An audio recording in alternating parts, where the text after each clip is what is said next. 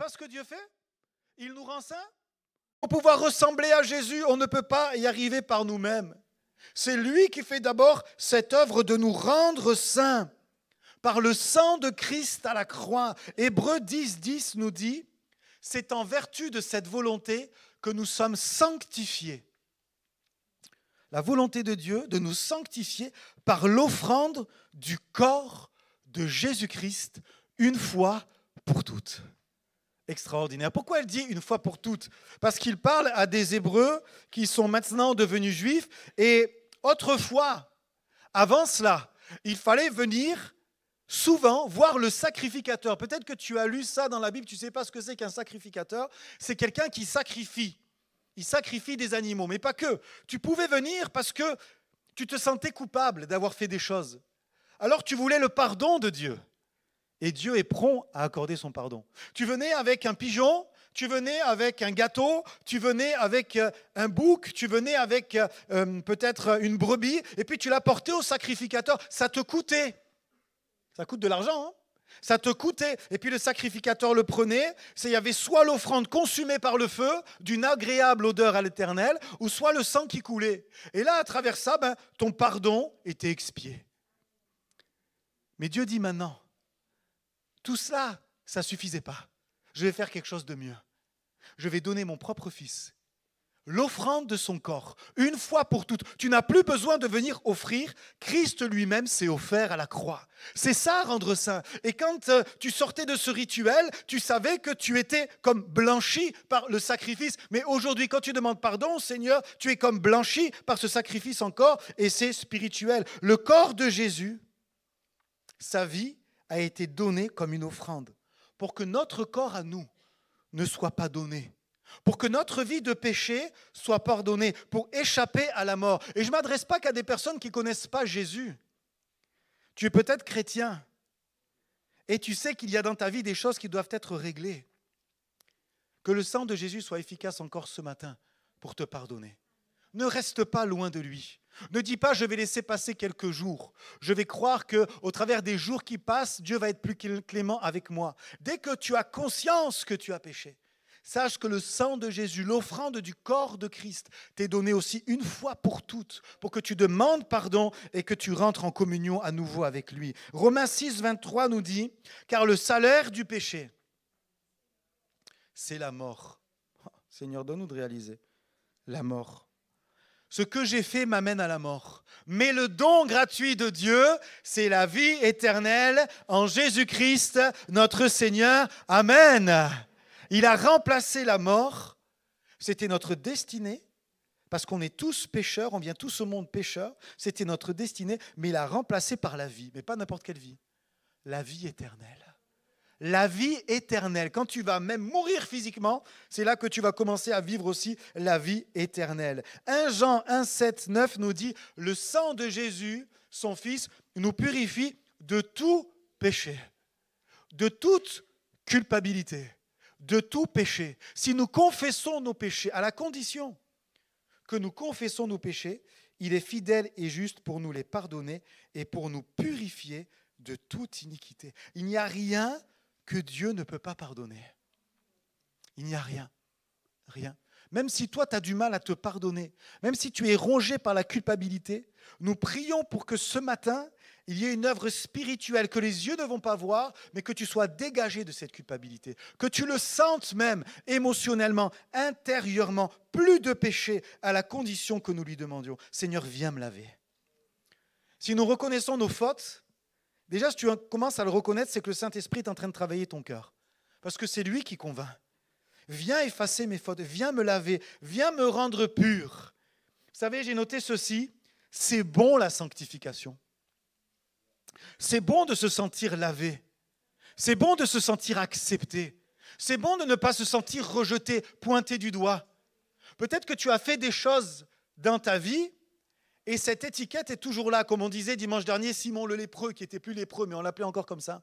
Peut-être que tu as eu 3, 4, 5, 10 maris, non j'exagère, mais on te dit, ah tu es la femme qui a eu 10 maris.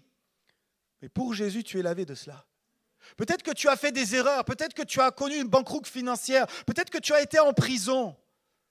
Et tu resteras toujours le chrétien qui est passé par la case prison. Peut-être qu'un jour tu t'es mis en colère, tu as mal parlé dans l'église et tu resteras toujours le chrétien qui a mal parlé, qui a fait des histoires dans sa famille, qui est quelqu'un de conflictuel. Mais si tu demandes pardon ce matin, tout cela est effacé. C'est extraordinaire. Que nous puissions, nous, en tant que chrétiens, le réaliser et pas mettre des étiquettes aux personnes qui eux-mêmes sont déclarées saints. Nous avons besoin de cette sainteté. Vous savez, c'est comme quand tu fais un effort physique toute une journée, que tu travailles, que tu fais du sport, et puis que tu finis ta journée, et que tu n'as qu'une envie, c'est de te prendre une bonne douche. Hein? C'est l'hiver, tu te mets dans ton pyjama molletonné, tu prends le plaid, tu allumes la cheminée et tu te sens bien, tu te sens lavé. Il y a une fatigue qui est là, une bonne fatigue. Certains diront la bonne fatigue du travail. Tu te sens propre. Nous avons besoin, spirituellement, de nous sentir propres. C'est bon, c'est une bonne sensation émotionnelle.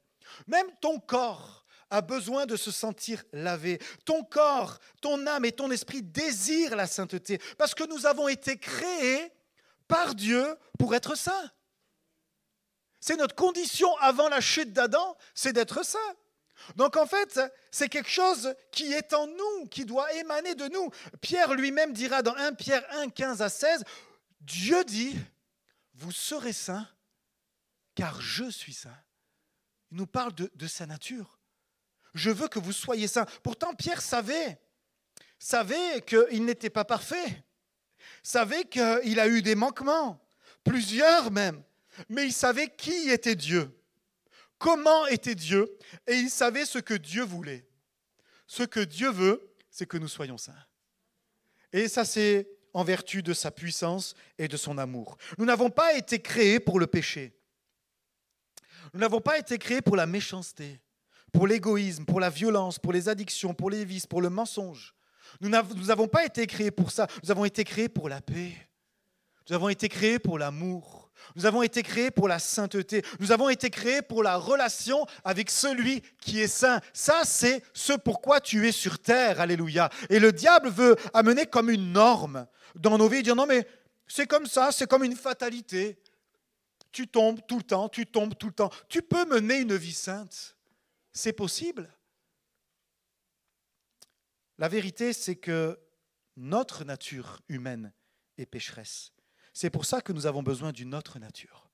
La nature de Dieu, la nature divine qui vient justement nous amener dans cette sainteté. Tu ne peux pas par toi-même changer. C'est pour ça qu'il y a besoin d'un miracle. La nature de Dieu qui vient te couvrir, que nous puissions comprendre ce qu'est la nouvelle naissance. Le Saint-Esprit qui vient tout transformer. Je suis enfant de Dieu. Nous l'avons chanté ce matin. Nous l'avons chanté ce matin parce que c'est une réalité, c'est ce que Dieu veut. Laisse Dieu te laver. Laisse Dieu te rendre saint. Ça, c'est ce que Dieu veut. Peut-être que tu as besoin de cela ce matin et nous allons prier aussi pour cela, pour que tu puisses le vivre, pour que tu puisses même le ressentir, cette pureté qui vient dans ton âme, qui vient dans ton cœur, qui vient même dans ton corps, qui se lit sur ton visage, parce que ça y est, tu sais que Dieu est pour toi et que dans le monde spirituel, tu es assis dans les lieux célestes parce que tu es rendu saint par l'amour de Dieu. Alléluia, amen. Merci Seigneur. Ça, c'est la première partie, rendre saint. Mais dans la deuxième, de la définition de la sanctification, nous avons lu le mot consacré. Être au service d'eux. Sanctifier, mettre à part pour son service. Alors j'ai réfléchi à 3 choses. 3 types pour nous aider à comprendre de sanctification. Avec peut-être ce moyen mémotechnique, les 3 P. J'ai cherché les 3 I, mais il m'en manquait un. Donc j'ai basculé sur les P. Sanctification par la position. C'est-à-dire que Dieu m'a rendu saint, c'est ma position spirituelle. Je suis devenu enfant de Dieu. Je ne suis pas parfait, mais lui me voit saint. C'est la nouvelle naissance. C'est Dieu qui le fait. Ensuite, il y a la sanctification progressive. Maintenant qu'il m'a rendu saint, je dois me maintenir. Je dois marcher dans cette sanctification, dans cette mise à part, dans cette consécration. C'est moi qui la recherche. Et puis, il y a la sanctification parfaite, c'est quand nous serons au ciel, quand nous verrons Jésus, quand nous serons face à face avec lui. Ça, c'est la sanctification parfaite. Alors nous avons vu le 1, la sanctification de position que Dieu fait par son action, par son amour, par la croix de Christ, par le sacrifice de Jésus. Et maintenant, nous allons voir la sanctification progressive. Autrement dit, ma part. Vous êtes avec moi ce matin? Je continue, certains ont les yeux fermés, ils dorment. Ce n'est pas toujours le thème qu'on aime bien, hein? La sanctification. 1 Thessaloniciens 4,3, il faut dormir le samedi soir. Hein. Ce que Dieu veut, c'est votre sanctification. C'est que vous vous absteniez de l'impudicité. Ce que Dieu veut, dis à ton voisin, ce que Dieu veut, ça va le réveiller. Ce que Dieu veut, c'est que tu sois saint. C'est que tu t'abstiennes. C'est que tu t'abstiennes de l'impudicité. Aïe, aïe, aïe. Nous allons dire des choses que le monde ne supporte pas ce matin. Nous allons dire peut-être des choses que toi-même tu ne veux pas entendre. Et peut-être que c'est la dernière fois que tu mettras ce pied dans l'église, parce que nous allons parler de la vérité ce matin. Dieu veut que nous fassions notre part. J'aime dire qu'il fait ce que nous ne pouvons pas faire, mais il ne fera pas ce que nous devons faire. Dans ce passage, il est question d'abstinence sexuelle. Je ne sais pas combien de temps il faudra, combien de mois avant que si on dit ces choses, on aille en prison. Et ce n'est pas une blague. Parce que la Bible dit que tout rapport sexuel hors mariage est un péché. Alors on ne va pas te mettre en prison pour ça, mais c'est une réalité. Et même, je dirais même, allez, vous me permettez de dire des choses un peu? Même si tu ne vas pas jusqu'au bout de l'acte, mais qu'il y a des choses qui sont malséantes, c'est la même chose. Hein. Vous me comprenez? Je ne vous fais pas un dessin. Hein. Mais l'impudicité, c'est facile à comprendre pour tout le monde. Ce n'est pas que dans ce sens sexuel. C'est dans le sens aussi spirituel. Israël a été qualifié d'impudique par Dieu parce qu'ils l'ont abandonné. Ils ont été vers d'autres dieux. Alors ce matin, dans notre part, comment faire, Seigneur, pour marcher dans la sanctification? Comment faire pour marcher dans la sainteté? Vous allez voir que ce qu'on va développer, il n'y a pas de grande révélation. Je vous le dis, il n'y a pas de grande révélation. Désolé, c'est très simple. Vous lisez avec moi? L'abstinence. L'abstinence. Tu veux être saint? Ben, l'abstinence dans toutes les formes de la vie, je dirais, sur certaines choses. Quand je veux une sanctification progressive au quotidien, je dois faire preuve d'abstinence. C'est-à-dire, je dois me priver volontairement. C'est-à-dire, je dois me dire à moi-même, non, je ne vais pas faire ça. Je ne vais pas penser ça. Je ne vais pas dire ça. Je refuse je le fais volontairement sans qu'un pasteur vienne me mettre une pression. Sans qu'un chrétien vienne me mettre une pression. À la limite, la seule pression que je peux tolérer, c'est celle de la parole de Dieu et du Saint-Esprit. Parce qu'il fait mieux que nous. Hein. Parfois, nous, on peut être maladroits. Hein. Il fait mieux que nous. Alors, Paul va prendre une image de l'abstinence qui va plus nous parler et peut-être plus un petit peu nous détendre, nous décontracter. Ça, vous n'êtes pas tendu ce matin? Alors, c'est peut-être moi qui suis tendu. 1 Corinthiens 9, 24 à 27. Ne savez-vous pas que ceux qui courent dans le stade courent tous avec une seule, mais qu'un seul, remporte le prix? Courez de manière à le remporter. Tous ceux, il y a des vainqueurs. Est-ce qu'il y en a qui aiment perdre ici? Oh, eh bien alors c'est pour nous. Personne n'aime perdre, on veut tous remporter le prix. Tous ceux qui combattent s'imposent toute espèce d'abstinence et ils le font pour obtenir une couronne corruptible. Mais nous, enfants de Dieu, faisons-le, c'est-à-dire l'abstinence, pour une couronne incorruptible. Moi donc, il parle de lui, moi donc, je cours, non pas comme à l'aventure, référence aux Jeux Olympiques. Je frappe, non pas comme battant l'air, référence également, mais je traite durement mon corps, référence encore, et je le tiens assujetti, encore une fois, de peur d'être moi-même rejeté après avoir prêché aux autres. Il dit, bon, moi je vous conseille de le faire, mais je veux le faire aussi. Pourquoi est-ce que Paul dit ça aux Corinthiens? Parce que 2 fois par an, à Corinthe, il y avait les Jeux isthmiques, je ne sais pas si je le dis bien, et les Jeux olympiques. C'était tous les 6 mois. Donc il faut comprendre que cette grande ville vivait au rythme de ces Jeux. Parce qu'il y avait toute une économie avec ça aussi. Et on pouvait identifier des sportifs. On savait qu'un tel, c'était le champion il y a 6 mois, qui remettait son titre en jeu. Et on les voyait vivre, ces sportifs. On sait que les Grecs, ils avaient une hygiène de vie qui était bien sûr comme une référence à l'époque. Donc cette notion de se priver, de vivre une mise à part, une consécration pour le sport, tous les jours, tous les ans, n'était pas étrangère. Mais savez-vous que dans notre vie aussi, la notion d'abstinence n'est pas très éloignée. Ce n'est pas très loin de nous en réalité. Vous voulez partir en voyage. Qu'est-ce que vous faites? Vous faites un crédit? Non, évitez ça. Qu'est-ce que vous faites? Dites-le, vous. Je n'entends pas. Vous économisez. Comment on fait pour économiser? On fait attention, on s'abstient de certaines dépenses inutiles, KFC, McDo ou tout ce que tu veux, pour dire, on met de côté. Donc la notion d'abstinence, on la connaît. Quand ton médecin te dit, il faut que tu fasses attention maintenant, il faut que vous marchiez plus, il faut que vous fassiez plus d'exercices, eh bien, on s'abstient de certaines choses, d'une certaine passivité, on va s'abstenir de la passivité, on va se lever du canapé et on va aller marcher. Quand on vous dit, voilà, il y a de la graisse viscérale autour de votre cœur, monsieur, il faut perdre au moins 15-20 kilos, eh bien, on va s'abstenir d'un certain confort, d'une certaine nourriture, pour dire, maintenant, je me mets au sport, je me mets aux légumes.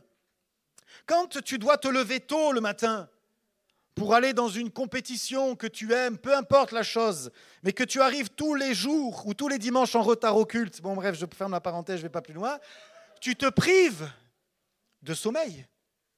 Ou tu te couches bien tôt le matin, comme ça, le soir, pardon, parce que si tu te couches le matin, c'est que tu t'es couché trop tard, mais tu te couches bien tôt le soir pour dire demain matin, 5h30, je me fais un bon petit déj et je vais pouvoir être en forme pour telle ou telle chose. Les musiciens se privent parfois de ce qu'ils pourraient faire pour passer du temps dans leur instrument. Cette semaine, quelqu'un me disait, oh mais cette personne-là, elle me donnait un témoignage, mais elle a même été traumatisée par son père.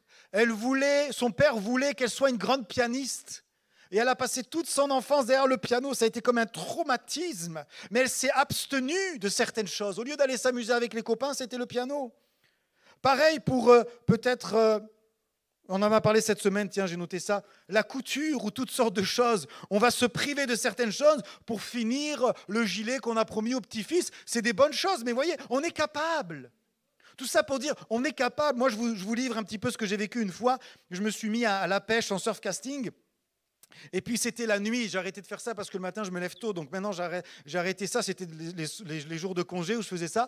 Et pendant toute la nuit, pas toute la nuit, mais jusqu'à minuit, 1h du matin, j'étais avec des pêcheurs, on discutait et eux, ils ne s'asseyaient pas.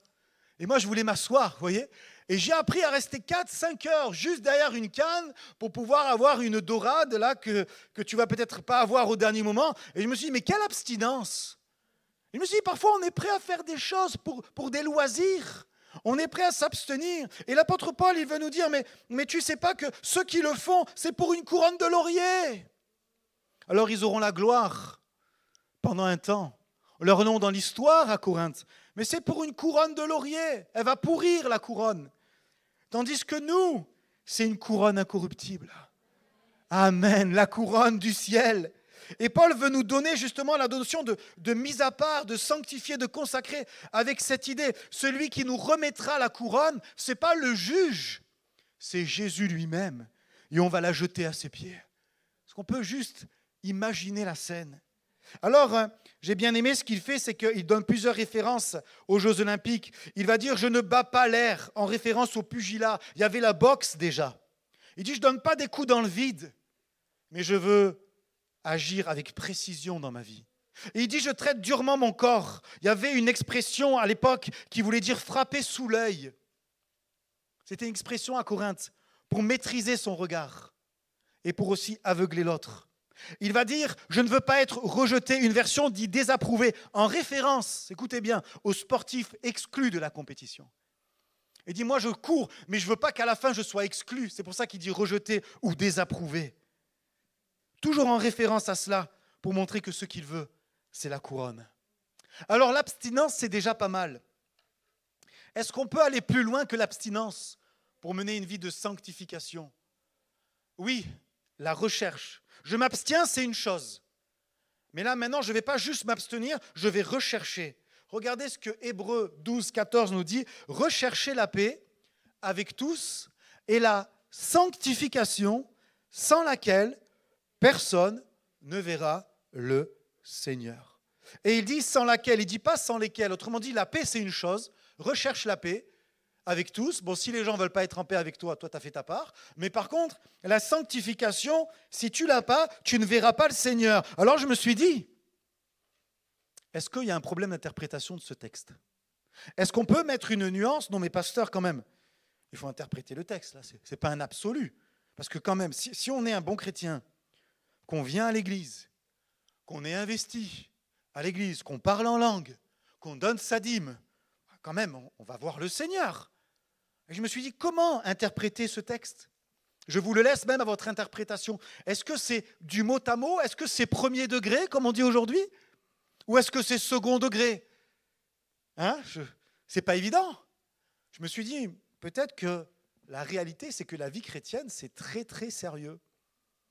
La sanctification sans laquelle personne ne verra le Seigneur. Si je ne recherche pas la sainteté dans ma vie, si je ne recherche pas la sainteté dans ma vie, je risque de ne pas voir le Seigneur. Mais nous ne croyons pas au salut éternel. Certains peuvent le croire, mais nous croyons qu'on peut perdre notre salut. N'en déplaise à certains, mais c'est ce qu'on croit dans notre famille d'église. Alors maintenant, peut-être pour faire passer la chose, ne confondons pas être sérieux avec vie lourde, avec vie pesante, avec vie morne, avec vie privée de tout. C'est pas ça une vie sérieuse. C'est pas ça une vie sainte. L'abstinence, ce sont des choses qui sont mauvaises pour toi. Mais ce sont de bonnes choses pour ta vie. Avec tes amis, avec ta famille, avec tes loisirs. La recherche de la sainteté n'empêche pas la recherche d'un bon emploi. N'empêche pas la recherche d'une bonne habitation. N'empêche pas la recherche de bonnes études pour tes enfants.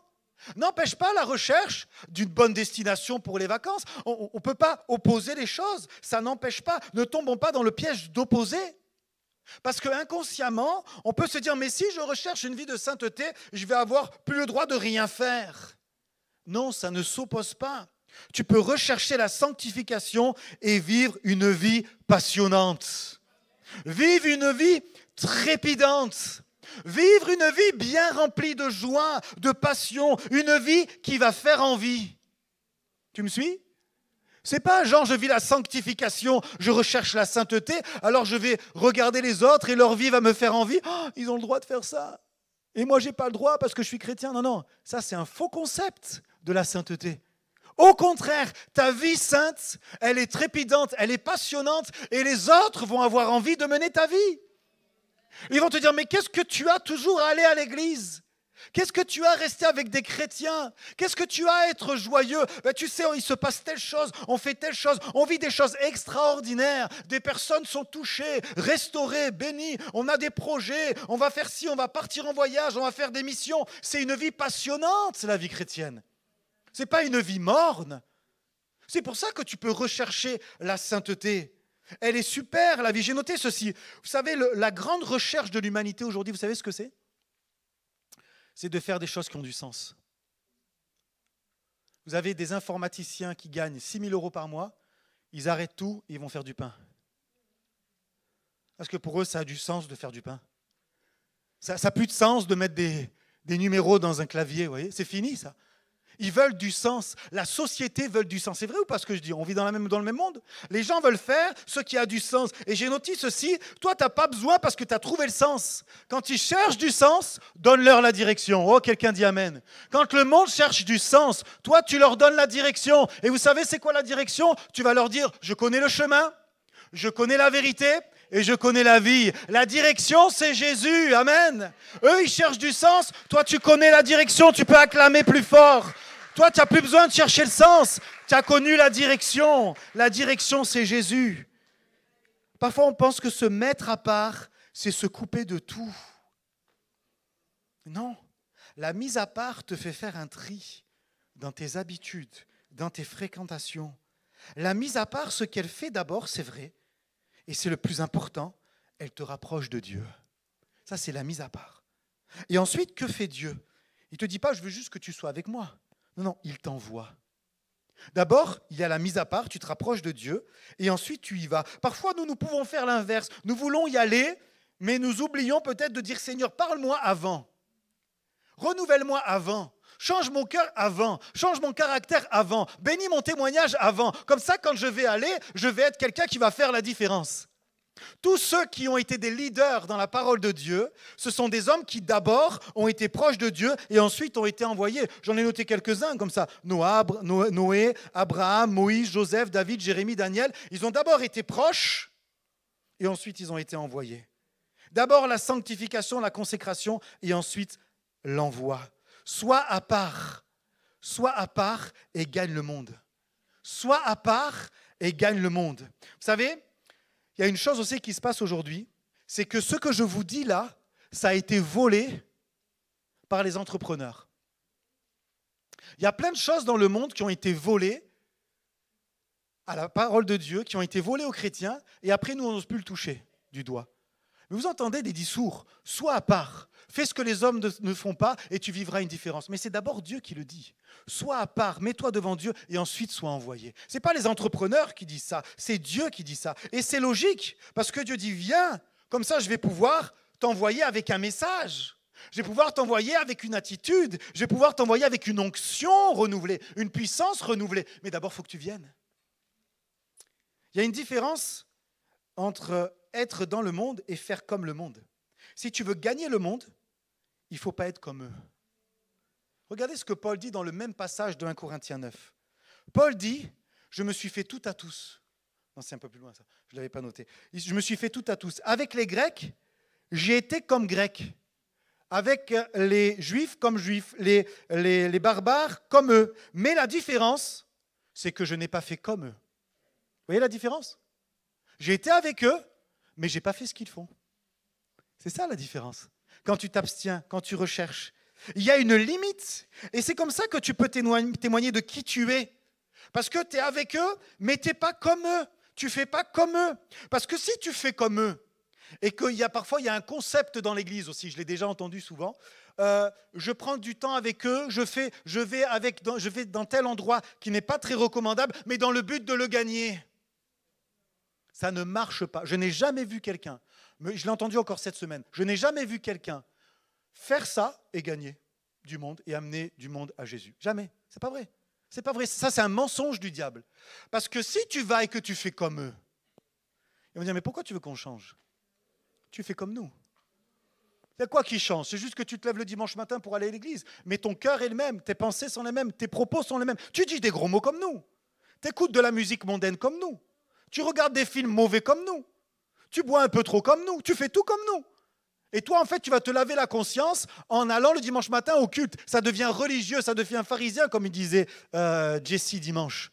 Mais ça, c'est une réalité. Fais attention comme tu parles, fais attention à ce que tu dis, parce que tu dois monter une différence. J'ai noté ceci, la différence suscite le questionnement. Pourquoi il est différent? Pourquoi il ne rigole pas comme nous? Pourquoi il ne fait pas ceci? Pourquoi il ne fait pas cela? Pourtant, il est avec nous. Pourquoi? Parce qu'il est différent. Pourquoi? Parce qu'il y a une vie différente. Pourquoi? Parce qu'il y a une sainteté. Et je vais te dire, ton entourage sera attiré par ta sainteté. La sainteté, ça attire. Le monde, oui, bien sûr qu'il y a un déferlement de choses mauvaises. Mais il y a aussi dans notre société, pas loin de nous, des personnes qui en ont assez de cette souillure. Des personnes qui en ont assez de cette salissure.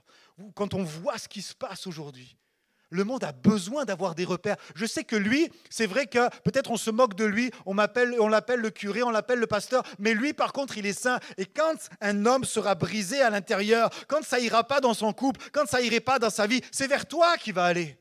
Parce que tu étais avec eux, mais tu n'étais pas comme eux. Parce que tu as cultivé la sainteté. Est-ce qu'on peut aller plus loin? Vous pensez qu'on peut aller plus loin? Abstenir, rechercher. Comment est-ce qu'on peut aller plus loin? Romains 6, 19. De même donc que vous avez livré vos membres comme esclaves à l'impureté et à l'iniquité, pour arriver à l'iniquité. Ainsi maintenant, livrez vos membres comme esclaves à la justice, pour arriver à la sainteté. Livrer nos membres, livrer nos vies à la sainteté. Oui, c'est ça, aller plus loin.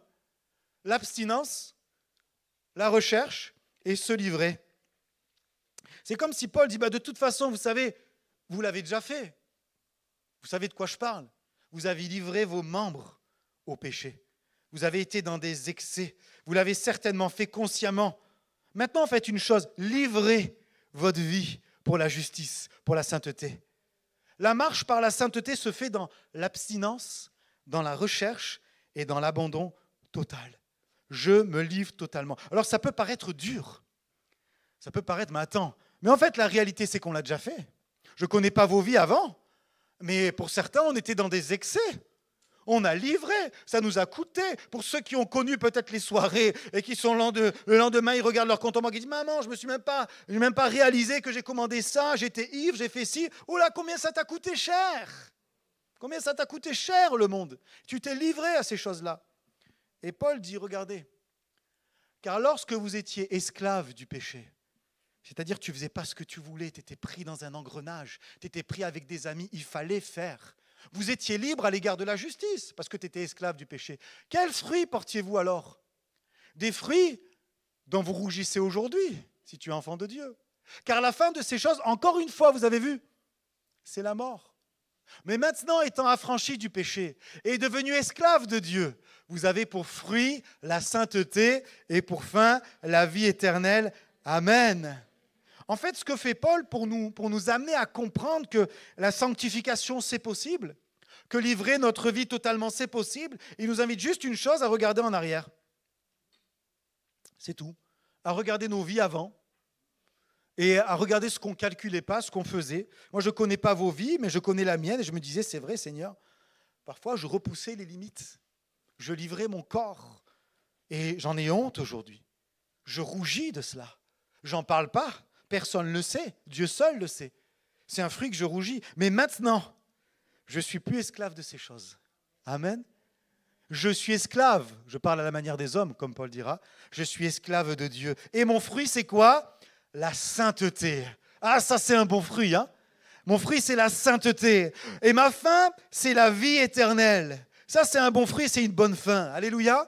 Et c'est ce que tu veux pour toi. C'est possible de mener une vie sainte. Ça, c'est la sanctification progressive. Que tu puisses t'en rappeler, que tu puisses réécouter le message ou prendre des notes. Je termine rapidement. La sanctification parfaite, il n'y a pas grand-chose à dire, si ce n'est que c'est celle quand on sera là-haut. Là-haut, tu n'auras plus besoin de faire d'efforts, parce que si tu y es, c'est que tu en as fait sur la terre. La sanctification, ce n'est pas là-haut, la sanctification, c'est là. La sanctification progressive, c'est là. Là-haut, tu pourras juste être là et contempler sa gloire. Et il va t'apporter, il va te conduire, t'apporter là où tu vas habiter, une maison, tout cela qui est déjà prévu, c'est merveilleux. Et regardez ce qu'il est dit, justement, 1 Thessaloniciens 5, 23, que le Dieu de paix vous sanctifie lui-même tout entier et que tout votre être, l'esprit, l'âme et le corps soient conservés irrépréhensibles lors de l'avènement de notre Seigneur Jésus-Christ. L'avènement. Alors certains disent de plus en plus, Jésus revient bientôt. Non, on l'entend, hein? Jésus revient bientôt, de plus en plus. Parce que tu reviens bientôt, Seigneur, que je puisse marcher d'une manière irrépréhensible. L'esprit, l'âme et le corps. Amen. Il nous a sanctifiés en changeant notre position. Nous devons marcher dans une sanctification progressive pour atteindre la sanctification parfaite. Tout ce que j'ai dit ce matin vient d'une chose, la Bible. Sanctifie-les par ta vérité, ta parole et la vérité. Autrement dit, la Bible joue un rôle important dans la sanctification. Sans elle, on ne peut pas être sanctifié. Sans la vérité, pas l'interprétation qu'on a pour faire passer nos idées. La vérité, la vraie Bible. La vraie qui te dit, qui te parle d'impudicité, qui te parle de péché, qui te parle de repentance, qui te parle de mourir à toi-même. Ça, c'est la parole de Dieu, ça. Sanctifie-les par ta vérité. C'est celle-là qui va te conduire dans la vérité. C'est celle-là qui va te conduire dans la sanctification. J'aimerais maintenant faire un appel, fermons nos yeux quelques instants. Même plusieurs appels. Le premier point que nous avons développé, c'était la sanctification miraculeuse, le fait de vivre une vie lavée, transformée par le sang de Jésus. Ça, ce n'est pas toi qui le fais. Ça, c'est Jésus qui le fait. Et tu ressens ce besoin, tu en as envie, tu as envie de changer de vie, tu as envie de changer de manière de fonctionner. Même pour un chrétien, tu as envie de pureté, tu as envie que Jésus vienne encore te laver. Il y a de la culpabilité peut-être qui est là depuis des années. Tu n'as pas élevé tes enfants comme il fallait, tu as fait ceci, tu as fait cela. Il y a quelque chose qui te ronge. Tu connais Jésus même depuis longtemps, mais tu as besoin d'être lavé de ça. Tu ne peux plus marcher avec ces boulets, ces traumatismes, peut-être le rejet d'une maman, le rejet d'un papa. Et là, ça c'est la sanctification de Jésus qui peut le faire pour toi. Toi, tu ne peux pas le faire. Ce n'est pas un psy qui va le faire. Ce n'est pas un traitement. C'est Jésus qui peut le faire. J'aimerais prier pour toi sincèrement. J'aimerais que tu puisses lever la main et qu'ensemble nous puissions prier, dire Seigneur, nous croyons encore au miracle.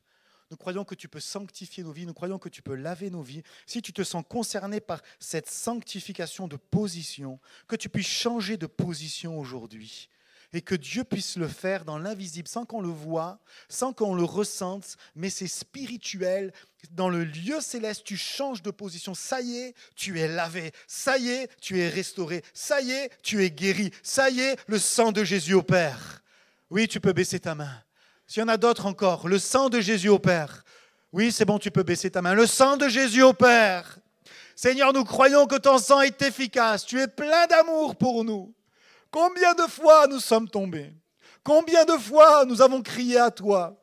Seigneur, qu'encore une fois, tu puisses agir. Et tu le fais. Parce que tu es bon. Parce que tu nous aimes, non pas d'un amour humain, mais un amour qui ne change pas, qui ne varie pas. Merci Seigneur. Merci de nous laver. Maintenant, Seigneur, ce que nous voulons dans ce deuxième appel où nous sommes là devant toi, nous sommes devant le Dieu saint ce matin.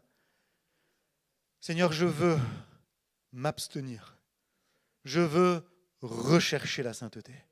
Je veux livrer tout. Parce que Seigneur, sans ça, je vis une vie chrétienne illusoire. Oh, ce n'est pas ce qui peut-être est toujours entendu sur les réseaux sociaux où on parle toujours d'encouragement. Mais Seigneur, c'est une question de vie ou de mort. Plusieurs fois, il a été question de la mort ce matin.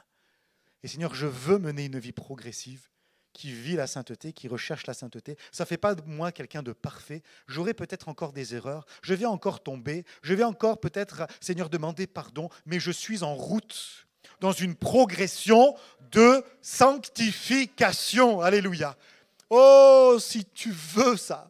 Vous savez, Dieu n'attend pas que tu sois parfait pour que tu commences une vie de sanctification.